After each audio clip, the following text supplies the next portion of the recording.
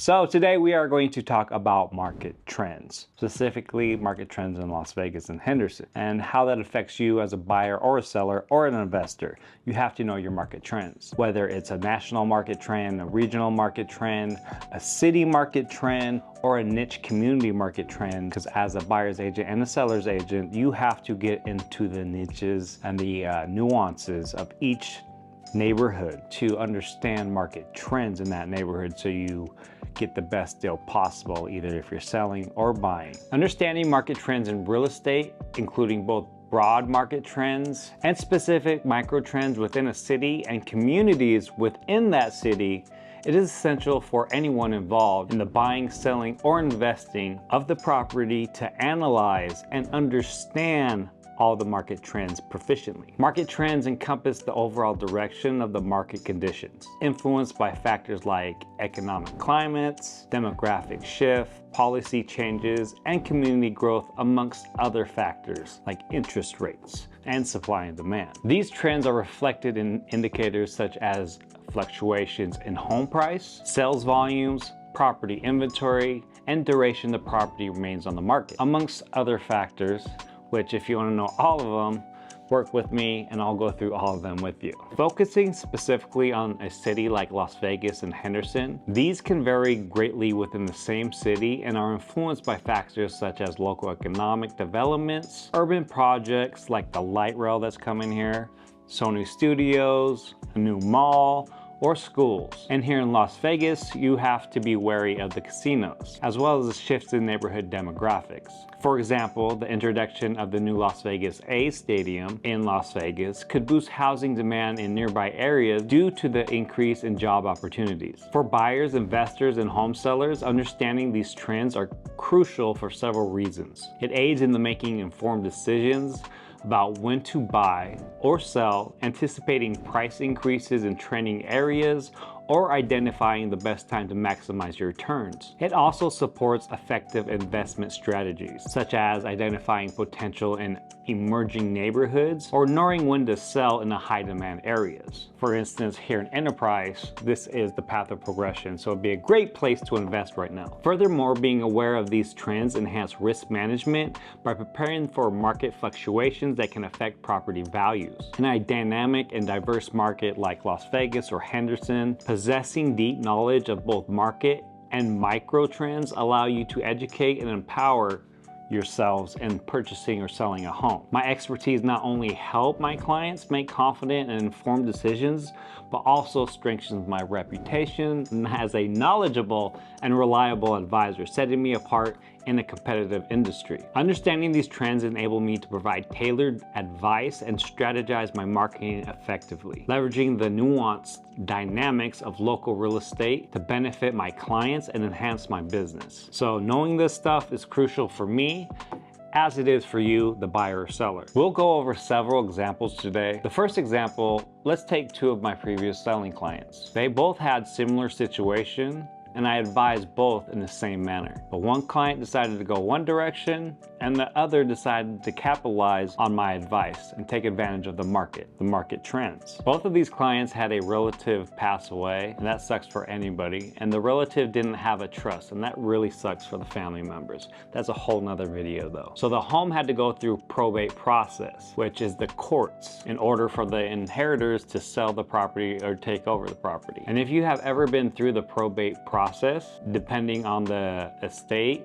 this can take up to 6 months to a year to be processed through the courts. Now, both properties were in bad shape. They needed a lot of work in order to get top dollar in their particular market demographic. I presented both clients with two options: to sell the property as is or renovate it and capitalize on the current market conditions. And if you're familiar with the market for the last 3 years in real estate here in Las Vegas Valley or Henderson, we have had low inventory for properties under the $600,000 mark, as both these properties were. Now, my first client's inheritors were were siblings, and none of them wanted to invest the money. So I listed the property as is. So we didn't have any issues selling the property, but instead of taking a couple days to get it under contract, it took a couple weeks to get it under contract. And it sold without any issues. Now, if you're familiar with the probate, after you go into contract on the home that's in probate, you have to send that to the courts. And then you have to wait for a court date to give the general public option to purchase it for more than a contracted amount. So I listed the contract in favor of my sellers, so no one overbid on this property, thank goodness.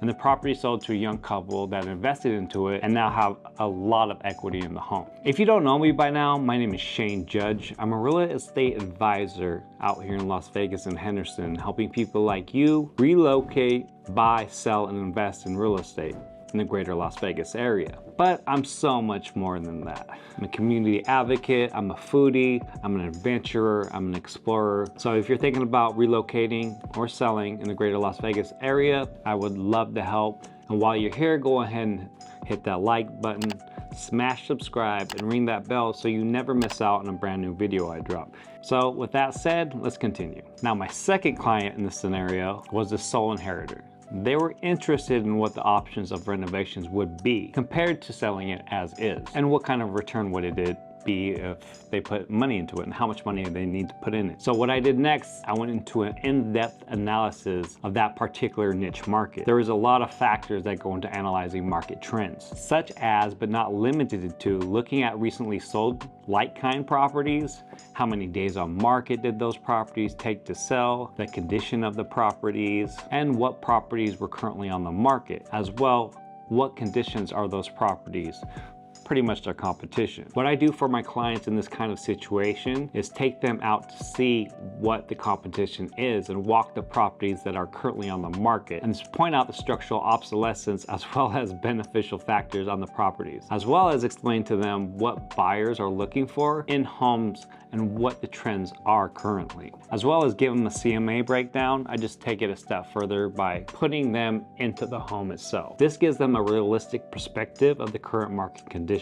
After giving my clients a 360 perspective of market trends and conditions, I broke down the price they could get if they sold it as is, as well as what they could get if they renovated it and sold the property at the top of the market. The difference between as is condition and renovated condition was substantial. But the big question for them was, how much would the renovations cost? Due to the fact that the whole property needed to be gutted and many issues addressed due to the age of the property, condition, both interior and exterior, they had a lot of renovating to do. What I did next is I had two trusted and vetted general contractors come out and give me bids on what the renovations would be. Now, I would usually do the rule of three. If you know the rule of three, anytime you get a bid on something, you do the rule of three. But these contractors I have vetted and worked with previously, so I knew the quality, dependability, and professionalism that each of these companies adhere to. Now, when I had both my contractors break down the bid, I had them do it in line item format, as if they were doing a full renovation, such as the roof, the drywall, HVAC, each bathroom cost, the kitchen cost, the counters, new appliance, and so on.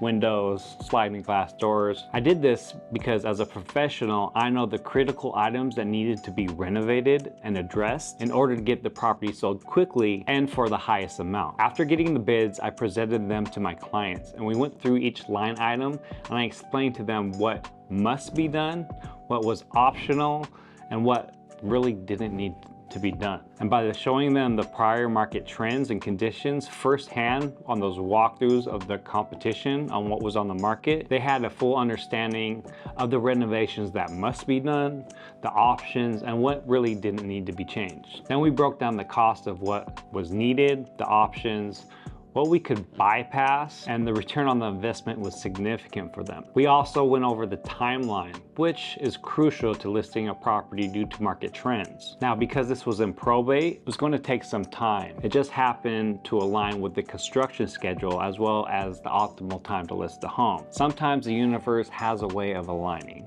Now, with any renovation, it is never perfect. Issues do arise, and they did. But due to them working with my vetted network of associates, issues were addressed in a timely manner without getting gouged in the pricing. At the end of the day, my clients made a significant return on their investment. If they would have sold the home as is, like my other clients, they would have received $340,000 at best for the property. But instead, they took my professional advice with the market trends and would originally put $30K into the renovations if all things had gone smoothly and originally planned. But like I said, something always comes up during the renovation process. I don't care how many times you've done it or who you are, they always come up. So instead of 30K, they put 40K in the remodel and ended up selling the property for $450,000, giving them a little over 100% return on their investment. Now let's consider an example from a buyer's perspective, highlighting the importance of expert guidance in real estate decisions. I recently assisted a buyer interested in both resale and new construction homes. The criteria was specific: single-story home, 3 bedrooms, 3 bathrooms, and a 2-car garage. Pretty standard, but she wanted to be located near her congregation. This client was referred by a close friend. Specifically, this was a friend's mother, and I was honored by their trust and committed to ensuring she received the level of care and due diligence I uphold in my practice. Influenced by my core values of helping others achieve their goals in real estate most efficiently and effectively as possible. The client, an older widower, faced a marketplace where professionals sometimes prioritize profits over client interests. However, my approach is client-centric, focusing on what is genuinely best for them rather than potential earnings from the transaction. Now, I hope this ethical stance often sets me apart in the industry where skepticism can prevail. But we were able to find the perfect home in just one weekend, a testament to her trust in my professional judgment. Now, when you're working with a realtor or anybody, trust is crucial, as I've seen many clients hesitate on sound advice due to second guessing from less informed sources, ultimately missing opportunities or wasting valuable time. Because,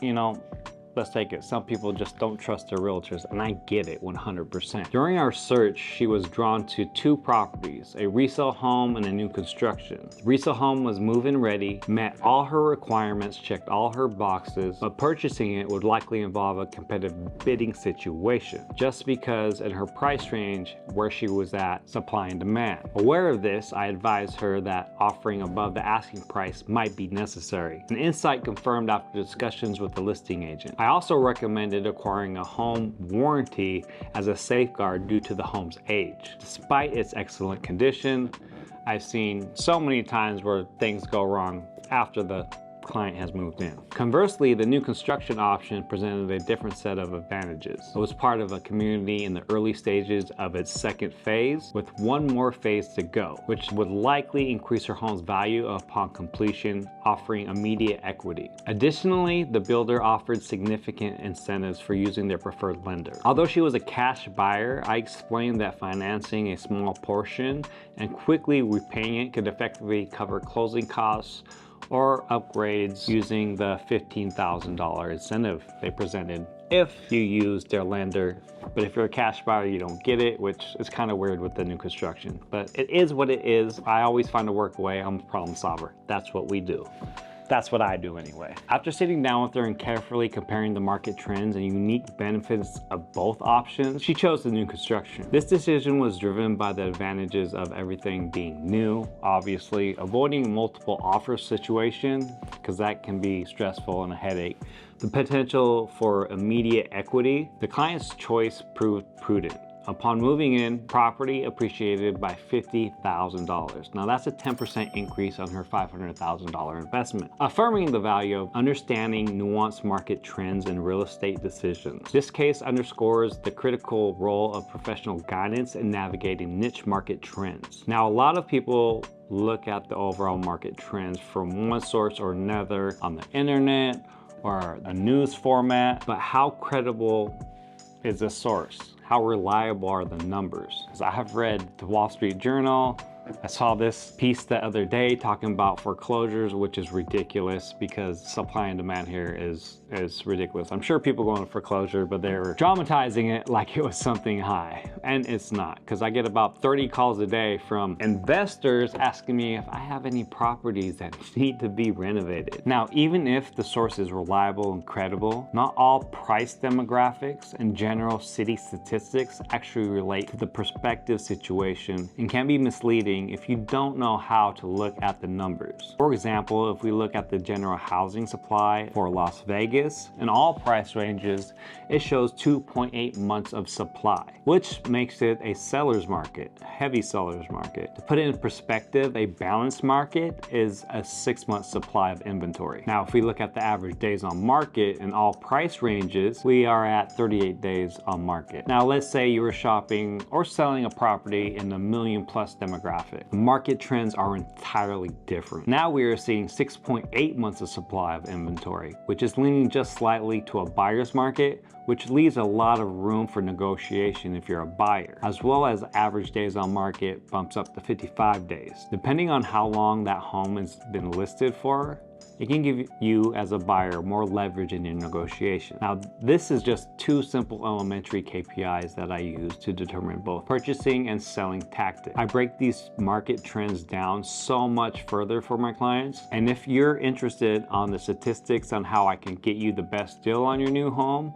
or the most money for the home you're selling, kindly reach out to me using the contact information in the details below. For instance, we can break it down to neighborhood by zip code. I have a client right now who just put an offer in on a home in section 10, looking at a certain price point, and he's worried about appreciation. If this is a good investment, will he regret it later? As all buyers do. We'll have buyer's remorse. So I broke it down to appreciation in that particular niche market compared to the market as a whole. And as we can see in that niche market, this niche market is doing 4% better than the whole of Las Vegas entirety concerning average sales price. Now, this client is the last example I will use in this video. On our last offer, I was able to get him 100K off the listing price on a home that was listed for 1.2 mil. I did my due diligence. It was listed at a little over average price per square foot, and like-kind homes sold in that area at $295.13 per square foot. Note that this was a fully renovated property, so it was a little bit above average on the property itself. The average price per square foot for like-kind homes in that area was $285.24 per square foot. And with the discount I would have gotten him if he would have accepted, the purchase price would have been $271.40 per square foot. Off those data points alone, worst case scenario, that home would appraise for the average price per square foot for like-kind homes. If my client would have agreed to the purchase price, he would have bought the home and gained approximately $56,000 in instant equity, just off the appraisal alone. Now, that's worst case scenario. There are other statistics that attribute to this being a good buy, but this video is getting too long as it is. For this particular client, this wasn't enough incentive for them to pull the trigger and accept the counter offer. And I'm positive we'll find him the perfect home. I'm just hoping that this one is not one of those I told you so cases. Knowing the ins and outs of the market trends are critical both in purchasing a home and selling a home. And breaking it down to the furthest nuances for the client's niche market is the difference between getting a good deal and getting the best deal. That's it for this video on market trends. If you would like to get the best deal possible for that perfect home or the most money possible, don't hesitate to reach out to me directly using the contact information in the details below. As always, I appreciate you all greatly for watching. Stay curious, keep exploring, and I'll see you guys on the next one.